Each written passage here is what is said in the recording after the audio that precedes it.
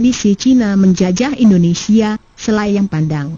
Di kisaran tahun 1965 Cina terlibat pemberontakan PKI mensupli 100.000 pucuk senjata api, kabarnya. Tujuannya menjajah Indonesia. Menjadikan negeri ini berdasarkan komunis Nasakom mengganti Pancasila. Namun dapat digagalkan oleh Orde Baru. Lalu Cina menempel Orde Baru. Di kisaran tahun 1970-an bisnis Cina mulai berhasil menancapkan kukunya kong kali kong dengan Orde Baru. Saat Orde Baru mau tumbang, Cina mendepaknya hingga perampok aset negara yang terkenal dengan ngemblang BLBI. Di kisaran tahun 1998 Cina membajak konstitusi negara, tujuannya agar Cina bisa menjadi Presiden Republik Indonesia. Maka diubahlah pasal 6 UUD 1945 yang mensyaratkan presiden harus orang Indonesia asli, diubah menjadi WNI saja. Cina juga melakukan perang proksi, pembentukan opini, hingga memutar makna Bhinneka Tunggal Ika yang dimaksudkan untuk menyatukan suku dan agama di Indonesia diputar menjadi semua bangsa termasuk Cina bagian dari Bhinneka Tunggal Ika. Bhinneka Tunggal Ika didesak oleh para pendiri bangsa bukan untuk mengakomodasi bangsa asing menjadi bangsa Indonesia. Kini Cina telah berhasil memegang kuasa melalui rezim boneka ciptaannya, hasil dari rekayasa Greenberg dan James Riyadi DLL, termasuk parpol. Bangsa ini makin lama akan makin hancur, akselarinya akan makin cepat. Akhirnya menjadi negara terjajah kembali oleh Cina komunis yang didukung oleh Cina lokal dan anak bangsa yang berotak bebal. Jika penjajahan ini dibiarkan dan dengan leluasa mereka memecah belah apa saja. Hanya ada satu cara. Bangsa ini bersatu, tanggalkan semua perbedaan, kembali ke UUD 1945. Namun semua itu ya terserah Anda.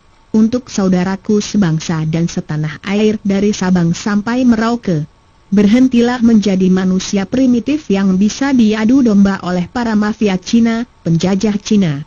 Cermati, pikirkan, dan telusuri bahwa setiap kegaduhan, keributan, dan kekacauan pasti bersumber dari tangan-tangan penjajahan Cina.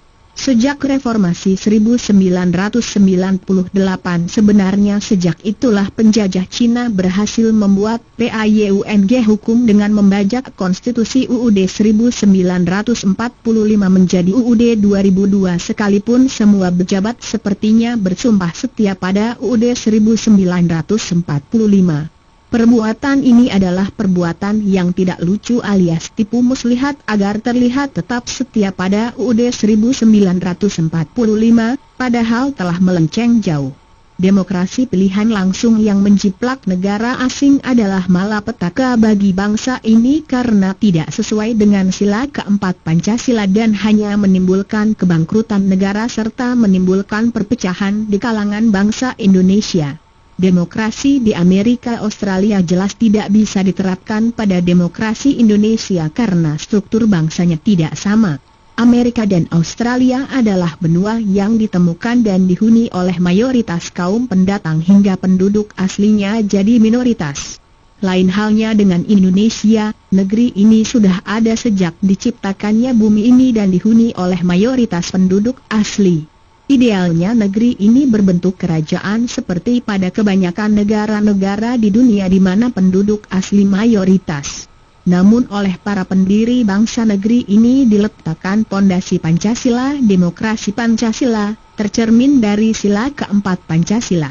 Hal itu adalah kehebatan para pendiri bangsa kita menggunakan azas demokrasi perwakilan yang merupakan jalan tengah antara kerajaan dan demokrasi liberal.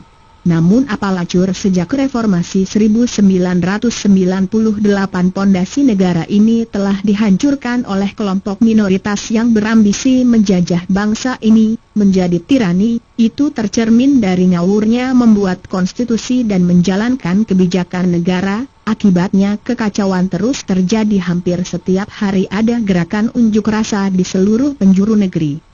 Wahai saudaraku sebangsa dan setanah air, jangan tersesat pada ruang yang sempit, tercerai-berai bertikai sesama saudara sendiri sedangkan penjajah Cina tidak tersentuh hukum dan ASYIK merampok kekayaan negeri ini. Lihatlah akibat kasus Ahok, masyarakat jadi korban. Ahok adalah proksi penjajah Cina yang ditargetkan menjadi pejabat negeri ini, sebagai kepanjangan tangan untuk menguasai bangsa dan negara oleh penjajah Cina. Medan luasnya adalah dikembalikannya UUD 1945, karena semua tirani, divide et impera, bersumber dari PAYUNG, hukum yang saling bertabrakan dan tidak sesuai oleh cita-cita para pendiri bangsa. Berhentilah menjadi manusia primitif, yang hanya BANGGA dengan kelompoknya sendiri dan bertindak barbar mengingkari kodrat manusia yang beradab. Bersatulah menjadi satu barisan, satu tujuan mengembalikan pondasi negara yang dilencengkan ke UUD 1945, maka semua kekacauan akan berhenti, sekaligus menghalau penjajahan Cina dengan menutup pintu masuknya. Jika bangsa ini terpancing dengan aksi-aksi primitif, maka penjajah Cina akan pesta pora karena berhasil memecah belah bangsa, melemahkan kekuatannya. Dengan begitu akan dengan mudah mencapai tujuannya, yaitu penjajahan. Penjajahan total Cina, Presiden Republik Indonesia. Sungguh suatu hal yang sangat mengerikan. Apakah bangsa Indonesia akan diam saja? Jawabnya ada di hati sanubari Anda.